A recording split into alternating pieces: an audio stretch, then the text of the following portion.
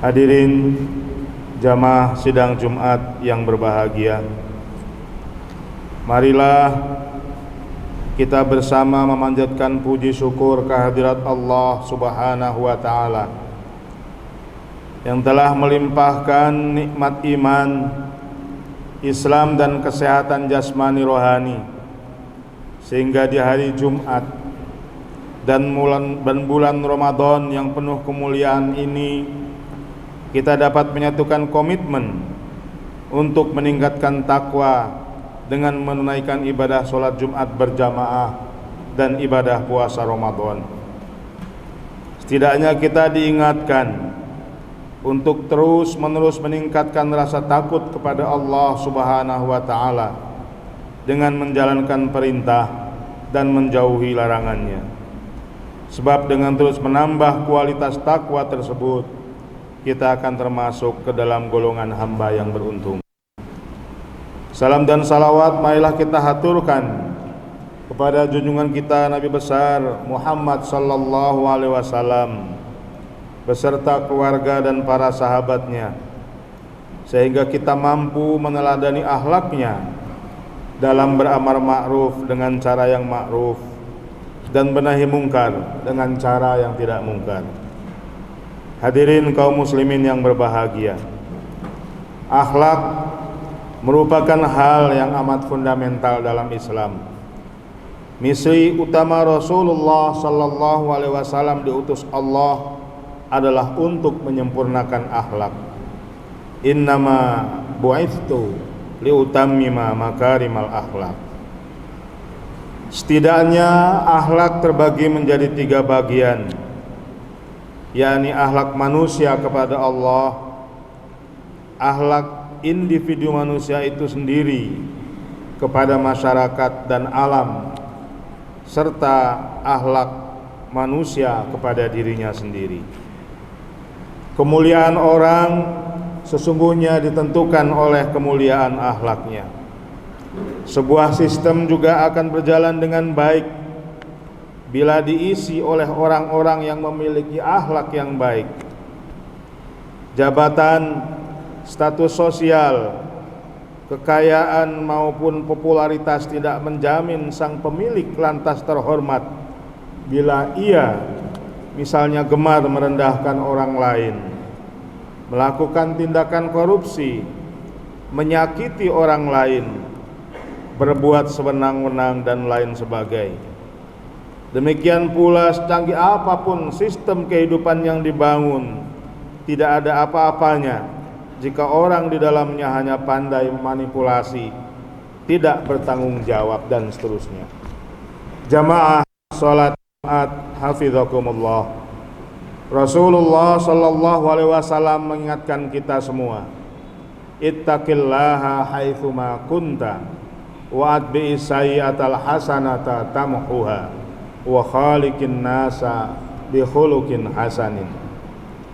Bertakwalah kamu kepada Allah dimanapun kamu berada, dan iringilah setiap perbuatan buruk yang sudah kamu lakukan dengan perbuatan baik yang niscaya akan dapat menghapusnya.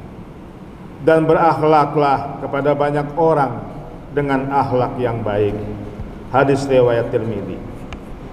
Pernyataan hadis tersebut menerangkan tentang kewajiban seseorang untuk peduli terhadap etika sosial. Nabi menyampaikan pesan tersebut setelah berseru agar manusia bertakwa kepada Allah dimanapun berada. Apakah di masjid, di pasar, di sawah, di kantor, di jalan, di sekolah ataupun di kampus dan berbagai forum pertemuan lainnya. Ketakwaan yang istiqomah tidak memandang situasi dan kondisi, ruang maupun waktu. Rasulullah sallallahu alaihi wasallam juga berpesan dalam suatu hadis untuk tidak membiarkan keburukan berlarut-larut, dengan bersegera untuk mengganti dan menyertainya dengan perbuatan baik. Para ulama mengaitkan kalimat wa khaliqin nasa bi khuluqin hasanin sebagai imbauan tentang pergaulan sosial yang baik. membangun kesalehan sosial, dan sesuai dengan maknanya yang tersurat, berakhlaklah kepada masyarakat dengan akhlak yang baik.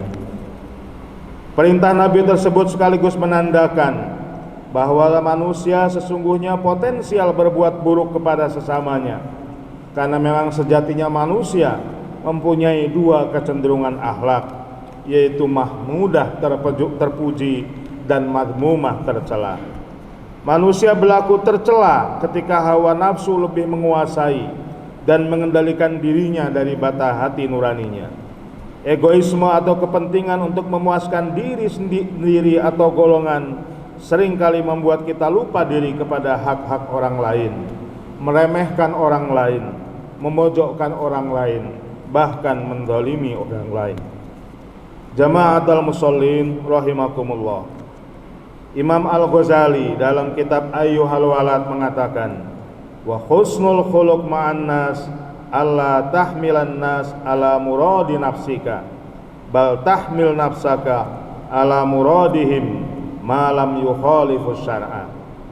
Husnul khuluq atau berakhlak baik kepada masyarakat adalah engkau tidak menuntut mereka sesuai kehendakmu, namun hendaknya kamu mampu menyelesaikan dirimu sesuai dengan kehendak mereka selama tidak bertentangan dengan syariat. Inti dari definisi husnul khuluq menurut Imam Al-Ghazali ini adalah penghargaan yang tinggi seseorang kepada masyarakat selama kehendak itu tidak bertentangan dan syariat Islam. Sebab pada dasarnya setiap pemikiran, kebiasaan, dan kebudayaan seseorang tidak selamanya sejalan dengan pemahaman, kebiasaan, dan kebudayaan orang lain. Disinilah pentingnya seseorang mengorbankan egoisme diri untuk kehidupan yang harmonis dan saling melengkapi di tengah masyarakat. Salah satu contoh berakhlakul kalimah dalam masyarakat kita adalah cara berdakwah yang sudah diterapkan oleh para ulama terdahulu dalam membumikan Islam di Nusantara. Wali Songo, wali yang terkenal 9 ahli agama yang alim, mempunyai wawasan fikih dan tasawuf mendalam, tidak serta-merta melarang tradisi dan kebudayaan berkembang di Nusantara. Tentunya mereka menyadari ada beberapa aspek yang mungkin tidak sesuai dengan syariat, tapi dengan cara arif, bijak, dan penuh hikmah tetap menghormati nilai-nilai budaya lokal serta mengikutinya, lalu kemudian mengisinya dengan nilai-nilai Islam secara bertahap. Mereka merupakan ulama-ulama yang menjunjung tinggi prinsip memanusiakan manusia, menghargai proses, rendah hati, dan bergaul bersama masyarakat dengan sudut pandang kasih sayang. Padahal dengan kapasitas, status sosial, bahkan kekuasaan yang dimiliki, mereka tentunya waktu itu bisa saja memaksa penduduk pribumi untuk memeluk ajaran Islam dan meninggalkan seluruh tradisi dan adat istiadat lokal. Namun itu yang demikian tidak dilakukan karena dikhawatirkan menyalahi ketentuan wa khaliqin nasa bi khuluqin hasanin. Ayat jama'atul musallin al-muttaqin, barakallahu umurakum. Senada dengan Imam Al-Ghazali, salah seorang ulama Nusantara, Syekh Nawawi Al-Bantani, mengartikan berakhlak kepada masyarakat sebagai huwa muwafiqatun nasi fi kulli syai'in ma'adal ma'asi. Berakhlak yang baik dengan masyarakat adalah mengikuti konsensus atau tradisi dalam segala hal selama bukan kemaksiatan. Pengertian ini berangkat dari kecerdasan para ulama kita dalam membaca peta masyarakat yang memiliki kebudayaan atau tradisi yang berbeda. Universalitas nilai Islam mereka tunjukkan dengan bukti bahwa Islam mampu membumi meski dengan wajah yang beragam. Tradisi halal bihalal misalnya adalah contoh dari menyatunya nilai-nilai Islam dengan budaya di masyarakat. Nilai persaudaraan dan saling memaafkan dalam Islam bersatu dalam keguyuban dan tradisi kumpulan atau njagong dalam ibarat bahasa Jawa. Itulah mengapa halal bihalal tidak lazim, tidak populer di Timur Tengah atau di belahan dunia lain, karena memang terkait dengan kebudayaan khas Nusantara. Tidak ada yang berubah dengan Islam, terutama yang berkenaan dengan ibadah mahdhah. Hanya saja praktiknya yang bersinggungan dengan tradisi masyarakat bisa berbeda di tiap daerah. Tentu dengan catatan tradisi atau adat istiadat itu tidak bertentangan dengan syariat. Ma'asyiral muslimin, kataballahu lakumun najah. Puasa Ramadan yang telah kita tunaikan untuk 10 hari babak pertama dan akan memasuki 10 hari babak kedua saat ini tentunya mampu dan niscaya membangun prinsip pendasar dalam bermuamalah, yaitu menjaga lisan dari tindakan-tindakan atau perbuatan yang memprovokasi, bergunjing, berkata kasar yang menyakiti atau mendatangkan keresahan terhadap orang lain saat berinteraksi sosial. Rasulullah Shallallahu Alaihi Wasallam dalam sebuah hadis riwayat Muslim dari Abu Hurairah yang artinya, apabila salah seorang dari kalian sedang berpuasa, maka janganlah sekali-kali berkata kotor serta berbuat kebodohan dan kesia-siaan.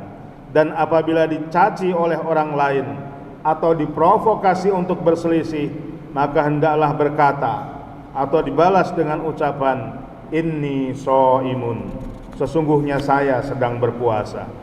Disebutkan juga dalam sebuah hadis riwayat Ad-Dailami yang artinya Rasulullah Shallallahu Alaihi Wasallam bersabda, ada 5 perkara yang dapat membatalkan pahala puasa, yaitu bergunjing atau ghibah, mengadu domba, berbohong, melihat dengan syahwat, dan sumpah palsu.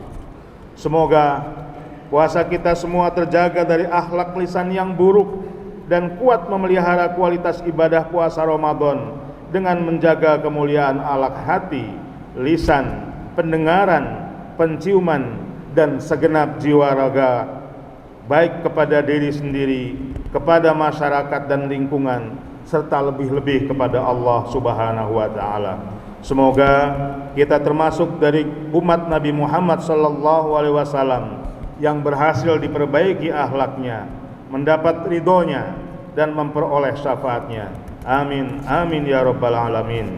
Barakallahu li wa lakum fil Qur'anil azim, wa nafa'ani wa iyyakum bima fihi minal ayati wa dzikril hakim, wa taqabbalallahu minna wa minkum tilawatah, innahu huwas samiul alim.